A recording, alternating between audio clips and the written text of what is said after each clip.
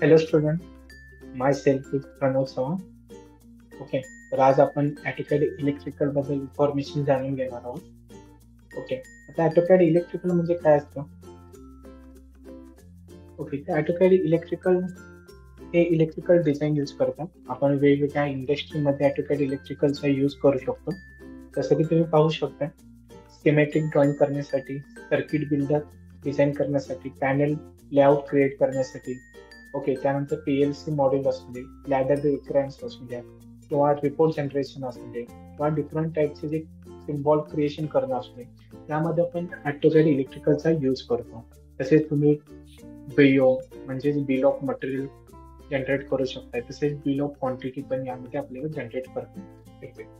Okay, तर जे AutoCAD electrical आहे ते कोण कोण यूज करू शकतो? तर ऑब्व्हियसली इलेक्ट्रिकल इंजिनियर करू शकतो, इलेक्ट्रॉनिक अँड टेलिकम्युनिकेशन करू शकतात, ऑटोमोबाईल इंडस्ट्री आणि एरोनॉटिकल इंडस्ट्री यामध्ये ईकॅडचा यूज केला जातो. ओके, ईकॅड हे तुम्हाला डिफरंट सेक्टरमध्ये यूज करता येतं. ओके, ज्यामध्ये तुम्ही स्कीमॅटिक डायग्राम असू दे, सर्किट डिझाईन असू दे, सिम्बॉल क्रिएट करणं असू दे, या सगळ्या गोष्टी तुम्हाला इथे पाहायला भेटू शकतात. तसेच बघा, यामध्ये डिफरंट टाईपचे कंपोनंट अवेलेबिलिटी असते. यामध्ये NFPA means national fire protection association. Okay, याची फाईल यूज केली जाते, म्हणजे याचे कंपोनंट यूज केले जातात. त्यामध्ये डिफरंट कंपोनंट आपल्याकडे अवेलेबल असतात. तुम्ही पाहू शकता, हा एक फेस आहे ऑटोकॅड इलेक्ट्रिकलचा, आणि यामध्ये तुम्हाला आयकॉन मेनू मध्ये डिफरंट टाईपचे कंपोनंट दिसतात. जसे तुमचे पुश बटन्स असून द्या, रिलेज असून द्यात, मोटर असून द्यात, ओके, ट्रान्सफॉर्मर असून द्यात, असे डिफरंट टाईपचे सिम्बॉल तुम्हाला इथे अवेलेबल होतात. ओके, तसेच तुम्ही स्वतःची देखील यामध्ये सिम्बॉल क्रिएट करू शकता. ओके, तसेच तुम्ही पाहू शकता, हे तुम्हाला पाहायला भेटेल ही 3 फेज सर्किट डिझाईन आहे. ओके, यामध्ये तुम्हाला हे लाईट बल्ब काय करायचं आहे, लावायचं आहे, तर त्यासाठी तुम्ही पाहू शकता ही 3 फेज सर्किट डिझाईन आहे. यामध्ये डिस्कनेक्टेड स्विच अप्लाय केले आहेत, तसेच ट्रान्सफॉर्मर अप्लाय केलेले आहेत, डिफरंट टाईपचे पुश बटन अप्लाय केलेले आहेत, रिलेज अप्लाय केलेले आहेत, आणि अशी ही सर्किट डिझाईन डायग्राम असते. ओके, तर अशा डिफरंट टाईपच्या सर्किट डिझाईन डायग्राम असून द्या, किंवा तुम्ही पाहू शकता हे पॅनल डिझाईन असू द्या, हे तसेच PLC प्रोग्रामेबल लॉजिकल कंट्रोल असू देत. तसेच तुम्ही इथे पाहू शकता हे पॅनल डिझाईन करू शकतो. जोपर्यंत तुम्ही एखाद्या कंपोनंटला कॅटलॉग देत नाही, तोपर्यंत तुम्हाला पॅनल डिझाईन पण होत नाही. आता कॅटलॉग म्हणजे काय? स्पेसिफिक प्रत्येक कंपनीचा एक स्पेसिफिक कोड असतो, त्याला आपण सिरियल नंबर म्हणतो. ओके, सपोज तुम्ही एखाद्या शॉपमध्ये स्विच आणण्यासाठी गेला तर डिफरंट टाईपचे स्विच असतात, जसे की पॉवर स्विच असतो, सिम्पल स्विच असतो, त्यामध्ये पण डिफरंट टाईपचे अँपियर असतात, 10 अँपियर, 15 अँपियर, 20 अँपियर, असे डिफरंट टाईपच्या कंपन्यांमध्ये तो अवेलेबल असतो, जसं क्रॉम्प्टन, LNT, सिमेंस, ॲलन ब्राइटलिन. ओके, तर तसे हे पॅनल डिझाईन मध्ये कॅटलॉग तुम्हाला पहिला प्रोव्हाइड करावा असतो. कॅटलॉग मीन्स त्या कंपनीचं नाव, त्या कंपनी मध्ये जे काही यूज होतो तो सिरियल नंबर आणि अँपियर. ओके, अशा प्रकारे हे पॅनल डिझाईन करण्यासाठी तुम्हाला पहिल्यांदा प्रत्येक कंपोनंटला कॅटलॉग देणं गरजेचं असतं, मगच आपण पॅनल लेआउट क्रिएट करू शकतो. त्यानंतर लेअरचा यूज, तुम्ही ऑटोकॅड बेसिक शिकायला असाल तर ऑटोकॅड बेसिक मध्ये तुम्हाला लेअरचा यूज पण झालेला आहे, आणि यामध्ये आपण लेअर मध्येच वर्किंग करू शकतो. तुम्हाला वायरला वेगवेगळे कलर द्यायचा असेल तर ते तुम्ही लेअर थ्रू तुम्ही जनरेट करू शकता. त्यानंतर कंपोनंट डिझाईन, जसं म्हणलो की आपण स्वतःचे कंपोनंट क्रिएट करू शकतो, त्यामध्ये पण आपल्याला डिफरंट टाईपचे कंपोनंट तुम्ही क्रिएट करू शकताय. ओके, आणि तसेच NFPA लायब्ररी मधून पण आपल्याला कंपोनंट अवेलेबल होतात इथे. त्यानंतर ऑडिट रिपोर्ट असेल, किंवा तुम्ही इथे पाहू शकता BOM bill of material, okay, किंवा BOFQ bill of quantity. Okay, यामध्ये तुम्हाला प्रत्येक कंपोनंट जे तुम्ही तुमच्या स्कीमॅटिक डायग्राम किंवा सर्किट डिझाईन मध्ये अप्लाय केलेले आहे, प्रत्येकाचं तुम्हाला बिल ऑफ मटेरियल किंवा बिल ऑफ क्वांटिटी काय होतात ऑटोमॅटिकली प्रोव्हाइड होतात. तसेच ऑडिट रिपोर्ट देखील असतो. आता तो ऑडिट रिपोर्ट असतो तो आपल्याला एखाद्या कंपनीमध्ये क्लायंटला प्रोव्हाइड करणं गरजेचं असतं. म्हणजे तुमच्या ऑडिट रिपोर्टमध्ये तुमच्या काही एरर असतील तर ते तुम्हाला इंडिकेट होतं, तर हे पण तुम्हाला ऑटोमॅटिकली यामध्ये निघून जातं. ओके, तर ईकॅडचे फीचर्स काय आहेत? त्या अवेलेबिलिटी ऑफ कंपोनंट असू दे, ऑटोमॅटिक रिपोर्ट असून दे, ओके, स्पीड असून दे, किंवा अॅक्युरसी असू दे, या सगळ्या गोष्टी तुम्हाला ईकॅड थ्रू काय होतं, अप्लाय करता येतं. ओके, तर हे अशा प्रकारे तुमचं ECAD येतं. यामध्ये आपण NFPA national fire protection association library use करतो. ते डिफरंट टाईपचे तुमच्याकडे कोड असतात ज्यासाठी आपण स्कीमॅटिक डायग्राम्स क्रिएट करू शकतो किंवा सर्किट डिझाईन पण क्रिएट करू शकतो. तर डिफरंट टाईपचे कोड जसे IEC असेल, इंटरनॅशनल इलेक्ट्रोटेक्निकल कमिशन, IBC असेल, इंडियन बिल्डिंग कोड, NBC असेल, नॅशनल बिल्डिंग कोड, असे डिफरंट टाईपचे कोड आहेत. यामध्ये ECAD मध्ये आपण यूज करतो NFPA लायब्ररीचा कोड यूज करतो, ज्यामध्ये NFPA लायब्ररीचे काही कंपोनंट आपल्याला अवेलेबल होतात. तसेच तुम्ही यामध्ये डिफरंट टाईपचे कंपोनंट देखील काय करू शकता, क्रिएट करू शकता आणि स्वतः यामध्ये अप्लाय करू शकता. ओके, तर तुम्ही बघा इथे मला काहीला भेटेल AutoCAD इलेक्ट्रिकल. आता मी जे व्हर्जन यूज करतो 2023 चे, हा त्याचा एक्सटेरियर वर्कस्पेस आहे. यामध्ये तुम्हाला पाहायला भेटेल ओपन मीन्स नवीन एखादी ड्रॉइंग तुम्ही सेव्ह केली, तुम्हाला ओपन करायचं असेल तुमच्या फोल्डर मधून तर तुम्ही ओपन करू शकता. न्यू मीन्स नवीन ड्रॉइंग क्रिएट करू शकता. तसेच रिसेंट मध्ये तुम्हाला जे काही तुम्ही रिसेंटली वर्किंग केले या ड्रॉइंग तुम्हाला इथे अवेलेबल दिसतील. सेम AutoCAD इलेक्ट्रिकलचा जो काही वर्कस्पेस असेल तो सेम तुम्हाला AutoCAD बेसिक सारखाच दिसेल, पण यामध्ये एक प्रोजेक्ट मॅनेजर हा टूलबार ऍड होतो. तर प्रोजेक्ट मॅनेजर म्हणजे काय, यामध्ये तुम्ही एखादा प्रोजेक्ट क्रिएट करू शकता, यामध्ये डिफरंट टाईपचे तुम्ही टेम्पलेट क्रिएट करू शकता. तर हाच असतो प्रोजेक्ट मॅनेजरचा. किंवा एखादा फोल्डर तुम्हाला क्रिएट करायचा आहे तर तुम्ही प्रोजेक्ट मॅनेजर थ्रू काय करू शकता, फोल्डर क्रिएट करू शकता. ओके, मला एखादा प्रोजेक्ट क्रिएट करायचा आहे किंवा जनरेट करायचा आहे, तुम्ही याचा यूज करू शकता. आता मी काय करेन, इथून काय करेन, ECAD.dw हे टेम्पलेट इथून ओपन करेन.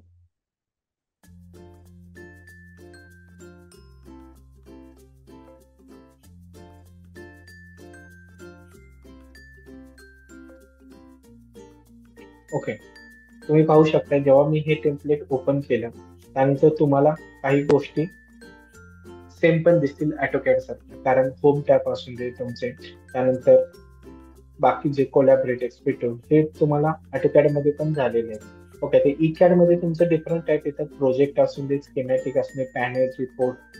ओके, हे जे पॅनल आहे ज्याला आपण टॅब म्हणतो, project tab, schematic, panel, report, हे टॅब तुम्हाला यामध्ये एक्स्ट्रा पाहायला भेटेल.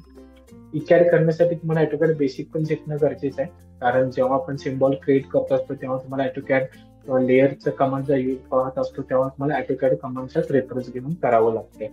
आता तुम्ही पाहू शकता हा माझा प्रोजेक्ट मॅनेजर आहे. हा इथून मी जर क्लोज केला तर इथून तुम्ही project manager quick access toolbar मध्ये ऑप्शन येतो प्रोजेक्ट मॅनेजर, इथून तुम्ही काय करू शकता, इथून क्लिक करून पुन्हा विजिबल करू शकता. ओके, प्रोजेक्ट मध्ये तुम्ही पाहू शकता मॅनेजर आहे, कॉपी आहे, डिलीट आहे.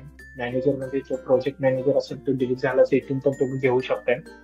तुम्ही एखादा प्रोजेक्ट कॉपी पण करू शकताय किंवा इथे डिलीट पण करू शकता.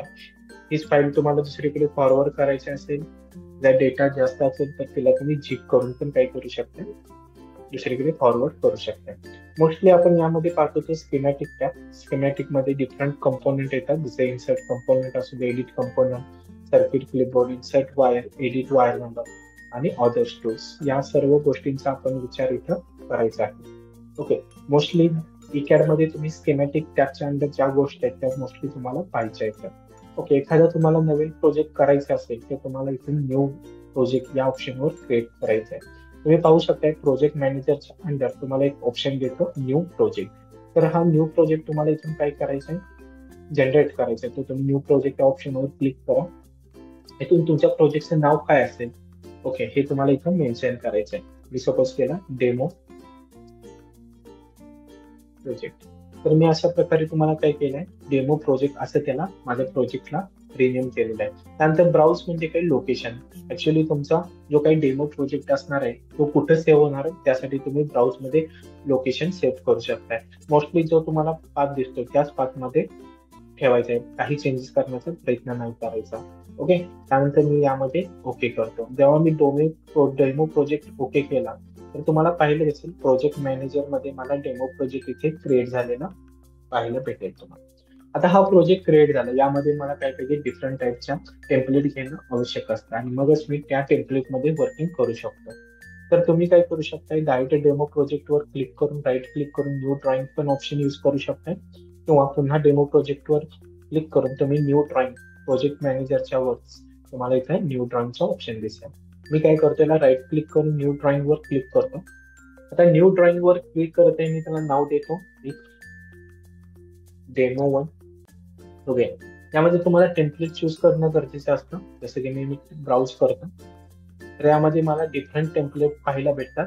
ओके, आता तुम्हाला ज्यामध्ये यूज करायचे आहे एकॅड इलेक्ट्रिकल हे टेम्पलेट आपण यूज करायचं यामध्ये. ओके, जे काही तुम्ही वर्किंग करणार आहे ते एकॅड इलेक्ट्रिकल या टेम्पलेट मध्ये वर्किंग करायचंय. तुम्ही पाहू शकता फाईल टाईप देखील तुम्हाला .dwt म्हणजे टेम्पलेट असा प्रकार पाहायला भेटेल. तर एकॅड इलेक्ट्रिकल हे टेम्पलेट मी इथून काय केलं, सिलेक्ट केलेलं आहे आणि इथून मी काय करत आहे ते ओपन करतो. ओके, त्यानंतर तुम्हाला डिस्क्रिप्शन काय द्यायचं आहे का? डिस्क्रिप्शन मीन्स काय असतं, तुमच्या टेम्पलेट रिलेटेड तुम्हाला प्रोजेक्ट रिलेटेड काय डिस्क्रिप्शन द्यायचं असेल तर तिथून डिस्क्रिप्शन देऊ शकता. सपोज मी कन्सिडर करतो की माझी स्कीमॅटिक डायग्राम आहे, तर मी स्कीमॅटिक डायग्राम असं त्याला डिस्क्रिप्शन टाकेन. तसंच डिस्क्रिप्शन 2, डिस्क्रिप्शन 3. ओके, देन येतो प्रोजेक्ट कोड, इन्स्टॉलेशन कोड आणि लोकेशन कोड. हे आपल्याला कंपनी थ्रू प्रोव्हाइड होतात. प्रोजेक्ट कोड म्हणजे तुमच्या प्रोजेक्टचा जो कोड असेल तो तुम्हाला कंपनीकडून प्रोव्हाइड येतो. त्यानंतर इन्स्टॉलेशन कोड. आता इन्स्टॉलेशन कोड म्हणजेच काय, एखादी तुम्हाला वॉल काय करायची, सपोज मी इथून काय करत आहे, एक वॉल ड्रॉ करत आहे आणि या वॉल मध्ये ओके तुम्हाला काय करायचंय, पीसीपी कंपोनेंट प्लेस करायचे. ओके, पण तो कुठं करायचा आहे, तर मी काय करणार आहे, या वॉलला 2 डिवाइड मध्ये पार्टिशन देणार आहे आणि मला या वॉल मध्ये करायचं आहे. तर हा झाला तुमचा इन्स्टॉलेशन कोड, म्हणजे कोणत्या वॉल 1 मध्ये करायचा आहे की वॉल 2 मध्ये करायचा आहे, हा तुमचा झाला ऍक्च्युअली इन्स्टॉलेशन कोड. ओके, त्यानंतर तुमचा नेक्स्ट येतो location code. Location code means काय, एक्झॅक्टली मला माहिती झाले की वॉल 1 मध्ये मला काय करायचंय, इन्स्टॉलेशन करायचं आहे एखादं इक्विपमेंट. पण वॉल 1 मध्ये तुम्हाला कुठं करायचंय, तुम्हाला कॉर्नरला करायचंय, तुमच्याकडे 4 कॉर्नर अवेलेबल आहेत. मला सेंटरला करायचंय, तुमच्याकडे सेंटर अवेलेबल आहे, किंवा तुम्हाला टॉप सेंटरला करायचंय, तर तो असतो काय लोकेशन कोड. एक्झॅक्टली मला कुठं करायचंय, मला एक सेंटरला करायचंय, तर मी सेंटरला इथं काय करणार, एखादा कंपोनंट प्लेस करणार. तर हाच असतो तुमचा लोकेशन कोड. ओके, तर अशा प्रकारे पण तुम्ही काय करू शकता, त्यामध्ये प्रोजेक्ट कोड, इन्स्टॉलेशन कोड आणि लोकेशन कोड काय करू शकता, प्रोव्हाइड करू शकता. तर ते सीट व्हॅल्यू असू दे, मला सीटला काही नाव द्यायचंय, सीट नंबर 1, ड्रॉइंग 1 असं पण तुम्ही इथून मेन्शन करून ओके करू शकता.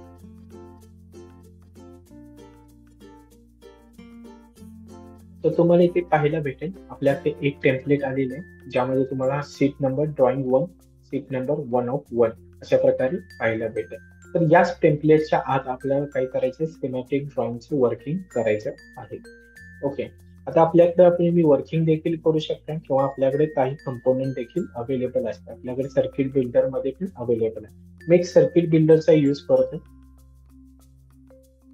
आणि यामध्ये मी होरिझॉन्टल रिव्हर्सिंग हे सर्किट ब्रेकर काय केलं, सिलेक्ट केलं. तर तुम्ही पाहू शकता सर्किटची स्केल माझी 1 आहे, कंपोनंट स्केल दोन्ही कंपोनंट मध्ये स्केल 1 आहे. रन स्पेसिंग म्हणजे वायरचं स्पेसिंग, तर रन मीन्स यामध्ये म्हणतात वायर. तर होरिझॉन्टल रन मध्ये माझं 0.75चं काय स्पेसिंग आहे आणि व्हर्टिकल रन्स मध्ये माझे 0.5चं काय स्पेसिंग आहे. मी इथून काय करतो, इन्सर्ट करेन. जेव्हा मी इथं इन्सर्ट करेन ते ऑटोमॅटिकली काय करेल, स्वतः रिचेक होईल आणि आपल्या पद्धतीने काय करेल, स्वतःच एक सर्किट डिझाईन करेल.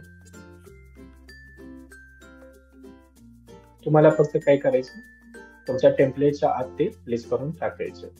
तर तुम्ही पाहू शकता अशा प्रकारे ते डिझाईन झालेलं आहे. इथे तुम्हाला 3 फेज मोटर अप्लाय झालेली दिसेल, ओव्हरलोड रिले असून द्या किंवा डिस्कनेक्टेड स्विच असून द्या, डिस्कनेक्टेड स्विच विथ फ्यूज असून द्या, ट्रान्सफॉर्मर असून दे, पुश बटन असून दे किंवा लाईट सोर्स असून दे, सर्व तुम्हाला इथे अप्लाय झालेले पाहायला भेटेल. ओके, तर हे तर आपण आपल्याकडे अवेलेबल सर्किट डिझाईन्स आहेत किंवा सर्किट बिल्डर आपण त्यांना म्हणू शकतो. जर तुम्हाला स्वतःला देखील क्रिएट करायचं असेल तर तसं पण तुम्ही क्रिएट करू शकताय. त्यासाठी मल्टिपल बसचा यूज करू शकताय तुम्ही. मल्टिपल यूज मध्ये इम्प्टी स्पेस होरिझॉन्टली अपार्टमेंटचा यूज करून तुम्ही काय ऍट अ टाइम 3 लाईन काय करू शकता, ड्रॉप करू शकता. त्यानंतर मला काय करायचं, इथे मोटर काय करायचंय, इन्सर्ट करायचंय. तर तुम्ही आयकॉन मेनू मध्ये जाऊन मोटर देखील इन्सर्ट करू शकताय. आता तुम्ही तो पाहू शकता त्यामध्ये तुम्हाला NFPA स्कीमॅटिक सिम्बॉल अशा प्रकारे तुम्हाला NFPA लायब्ररीचे सिम्बॉल्स अवेलेबल होतील. तर मला यामध्ये मोटर कंट्रोल करायचे, तर मोटरवर मी क्लिक करून इथे तुम्ही पाहू शकताय 3 फेज मोटर हा ऑप्शन तुम्हाला मीन्स हा तुम्हाला सिम्बॉल इथे पाहायला भेटेल. तर तुम्हाला 3 फेज मोटर सिम्बॉलवर क्लिक करायचं आणि हा सिम्बॉल तुम्हाला काय करायचं, सेंटर पॉइंटला जाऊन क्लिक करायचं. जेव्हा तुम्ही सेंटर पॉइंटला जाऊन क्लिक करताय तेव्हा इन्सर्ट डायलॉग बॉक्सला तुमच्याकडे एक डायलॉग बॉक्स ओपन होतं. त्यामध्ये तुम्ही मोटर रिलेटेड काय करू शकताय, इन्फॉर्मेशन टाकू शकताय. जसं की मी टाकलं मीटर 1. ओके, त्यानंतर त्यांना तुम्ही काय करू शकता, डिस्क्रिप्शन पण देऊ शकता. Okay, 3PH. ओके, तसं मी डिस्क्रिप्शन पण दिलं आणि तुम्ही पाहू शकता इथे इन्स्टॉलेशन कोड आणि लोकेशन कोड पण तुम्हाला अवेलेबल झालेला दिसेल. ओके, आता मी काही चेंजेस करत बसत नाही, डायरेक्ट इथून काय करतो, पिक ऑप्शनचा यूज करतो. जेव्हा तुम्ही पिक ऑप्शनवर क्लिक करताय आणि तुमच्या वायरला सिलेक्ट करताय तेव्हा ऑटोमॅटिकली वायर एकमेकाला काय होतात, अशा प्रकारे मर्ज होऊन जातात. ओके, त्यानंतर तुम्ही डिफरंट टाईपचे कंपोनंट यामध्ये काय करू शकताय, प्लेस करू शकताय. जसं की मी आयकॉन मेनू मध्ये पुश बटन आहे. ओके, तर मला काय करायचे, पुश बटन यूज करायचे, तर मी पुश बटन पण यूज करेन. किंवा तुम्हाला ऍट अ टाइम, तर मी बघा मी जेव्हा हे पुश बटन अप्लाय करतो हे ऍट अ टाइम एकच पुश बटन तुम्हाला इथे अप्लाय झालेलं दिसेल. पण मला ऍट अ टाइम तिन्ही वायर सिस्टीमला काय करायचे, पुश बटन जर अप्लाय करायचं असेल तर मला मल्टिपल इन्सर्ट आयकॉन मेनू या ऑप्शनचा यूज करावा लागेल.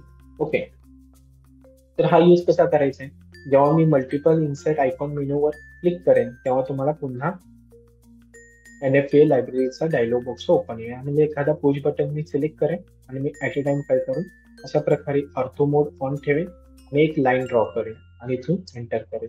ऑटोमॅटिकली माझ्याकडे काही तिन्ही लाईनवर माझ्या पुश बटन अवेलेबल होतील. जसे की मी त्याला नाव देतो पुश बटन 1.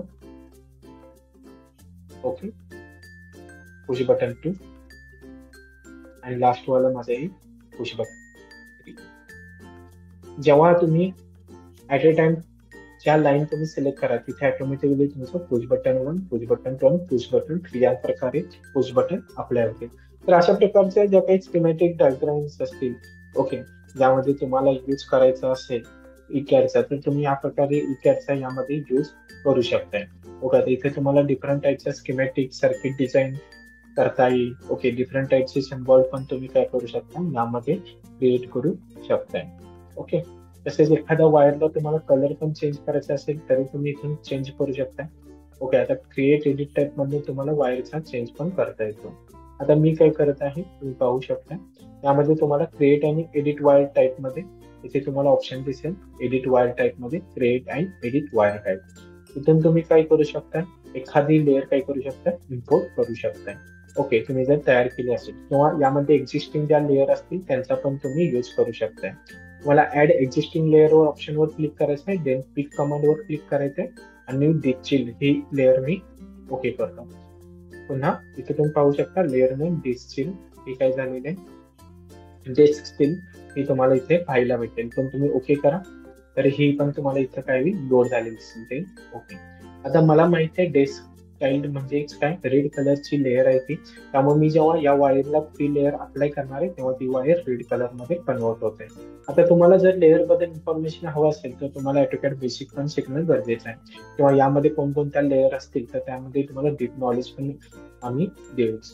ओके, आता तुम्ही पाहू शकता इथे डिस्चार्ज म्हणून एक लेअर आहे, तुम्ही ओके करतो आणि या लेअर मध्ये अशा प्रकारे हे 3 वायरिंग काय करतो, सिलेक्ट करतो आणि एंटर करतो. तर तुम्ही पाहू शकता याला कलर तुम्हाला पाहायला दिसेल, रेड कलरचा इथे आलेला आहे.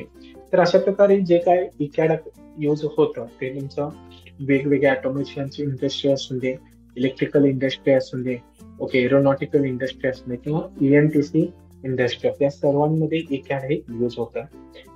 ओके, इकॅड मध्ये तुम्ही डिफरंट टाईपचं सिम्बॉल देखील क्रिएट करू शकता, बिल ऑफ मटेरियल देखील करू शकता आणि त्याचा बेनिफिशियली यूज सगळीकडे इंडस्ट्रीमध्ये केला जातो. ओके, तुम्हाला डिटेलमध्ये शिकायचं असेल तर तुम्ही एकदा व्हिजिट करा ग्राफिक्स टेक्नॉलॉजी कोल्हापूर ब्रांचसाठी. Okay, thank you.